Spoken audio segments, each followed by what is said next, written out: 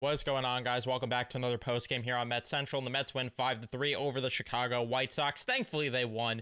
Before we jump into the recap, leave a like on the video if you enjoyed. Subscribe if you guys are new, especially if you're Met fans, and turn on your notifications so you know when I upload or go live on the channel.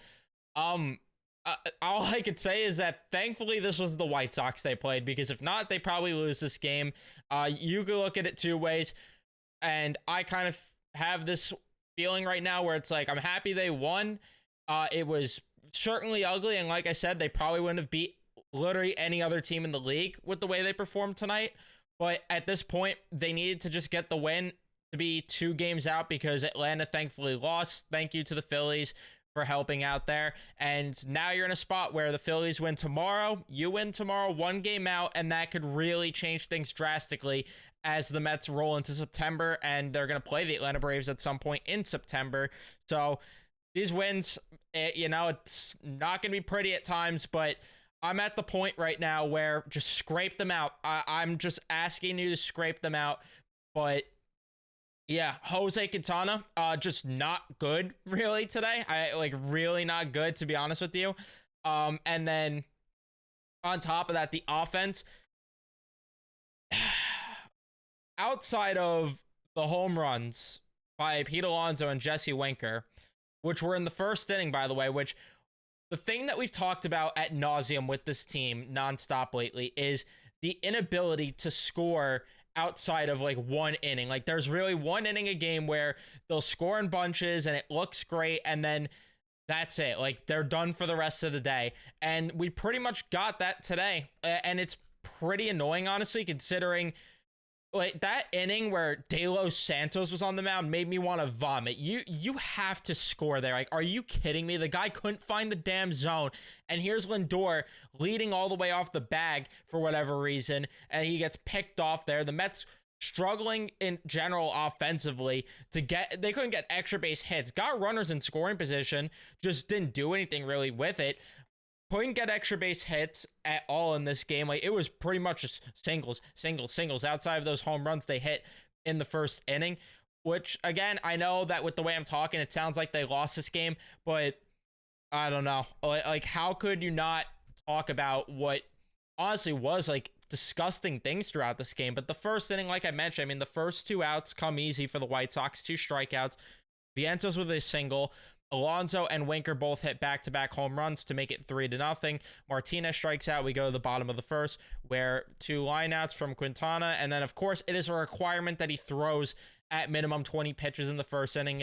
I'm convinced it's in his contract at this point. So he allows a single, allows a walk, and then strikes out Gavin Sheets. So no damage done there.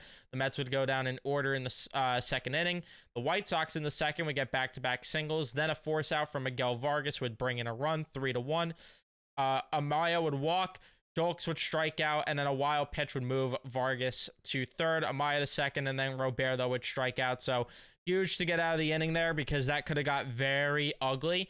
We go to the third inning, where Lindor gets a single, Nimmo gets a walk, Vientos lines out, Alonso flies out, and I'm like, great, this is going to be one of those innings where the Mets just don't do anything.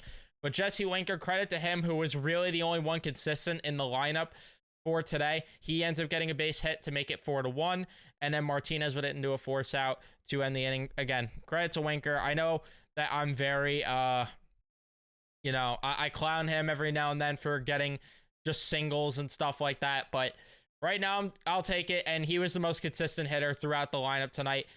So I'm not going to sit here and complain about his performance. Bottom of the third, Benintendi with a single, then a pass ball would move him to second. Vaughn would ground out a single from Gavin Sheets.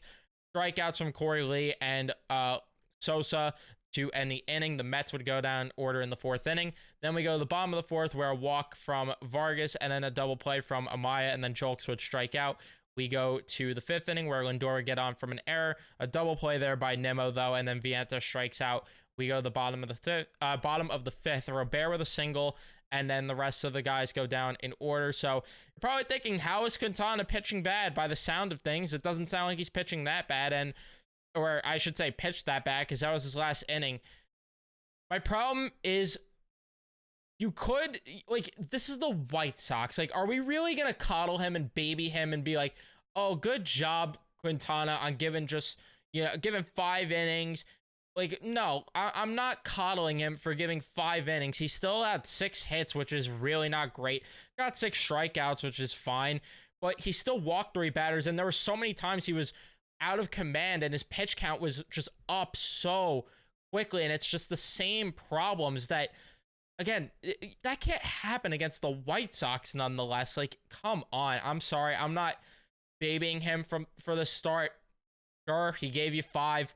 Round of applause if you want to give him one, but I'm just not there tonight.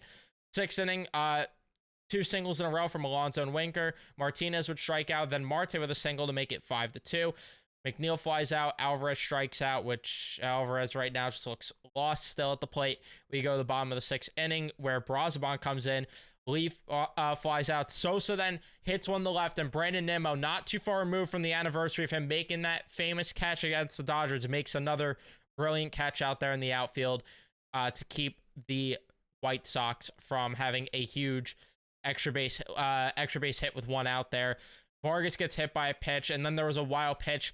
Could have got ugly if Nimmo didn't make that catch, and then Amaya ends up grounding out. We go to the 7th inning where, again, De Los Santos comes in, and the Mets should be absolutely annihilating De Los Santos, but instead, Lindor walks on 4 pitches, takes a huge lead off the bag for some reason, ends up getting picked off. Nimmo gets a single. Maybe could have been 1st and 3rd there, but regardless, Vientos walks. You could have had bases loaded, no outs there, but doesn't matter because Pete Alonso, with really not a great at-bat, swinging at some pretty garbage pitches there, and then Tyrone Taylor, not as bad with the pitches he was swinging at, but, I mean, this is De Los Santos. Like, come on, what are we doing here? The Yankees didn't want him, and the White Sox are his last hope. The White Sox, let's put this into perspective with De Los Santos. The White Sox annihilated him to the point where the Yankees lost that game. And the Yankees said, "We don't want you." The White Sox annihilated him and said, "We want you. We're going to take you." That's the guy that they didn't score a run on. I don't care they won. I'm going to nitpick stuff like that. That's unacceptable. That is unacceptable when you are going to be facing way higher quality pitching, especially down the stretch here in September when you're trying to make a postseason run. You need to be a lot better than that. I'm sorry you do. Stanek comes in, has a nice 1-2-3 inning, much needed from him. The biggest positive I could tell you right now is the bullpen's performance with Brazaban, Stanek, and Maton. Because the Mets go down in order in the 8th. Maton, 1-2-3 inning for him. Those 2, unbelievable tonight. Really happy with what you got, especially Stanek, who really needed that type of performance, that type of outing, because he needs something at this point to get himself going, because it has just not been pretty for Stanek since he's been here. Maton, very happy with what he gave. We go to the 9th inning where 2 outs, 2 groundouts, Nimmo with a walk, Vientos with a single, Pete, ugly strikeout. We go to the 9th inning where Budo comes in, gets a fly out, Vargas with a double, Amaya with a single, Jolk sits into a force out to make it 5-3, then a single from Robert, and I think all of us thought they were going to lose the game here, and Budo still remained in the game. I felt Danny Young should have been in the face Benintendi with the way he was swinging the bat today, but it worked out, gets the ground out there, a 5-3 win for the Mets. Budo gets the save there.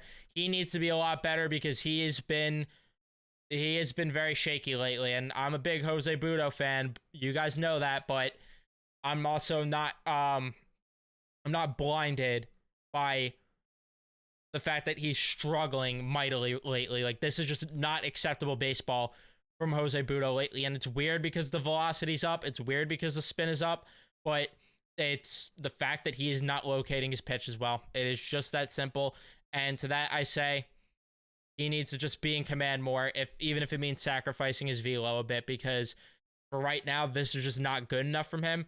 But regardless, the Mets get the win, and at this point, whatever it takes to get the win, I guess. It is what it is. Tomorrow, back at it again at 2 o'clock. Weird start time, but this is what happens with the Central games. Bit of an ace-off. Manaea versus Crochet. Like, 2 good pitchers as of lately, especially with Manaea pitching well. Crochet has been consistent all year.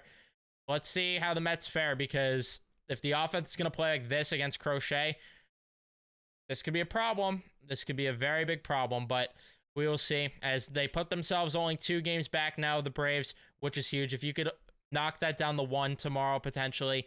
That would be really significant as you roll into September, which with the call-ups, Alex Young, it looks like, is being called up. Outside of that, we don't know the lineup side of things. It's probably going to be Acuna. I feel like they just didn't say it because they want to, you know, get the videos of his reaction to being called up and stuff. So they probably just didn't announce it to the public yet because of that reason. If I had to guess, I'm not, you know, close vest to the organization or anything, so I have no idea. But yeah, just get the job done tomorrow, please. That is going to be it for me. Don't forget to leave a like if you haven't. Don't forget to subscribe. Turn on your notifications so you know I upload or go live, and I'll see you guys in the next one.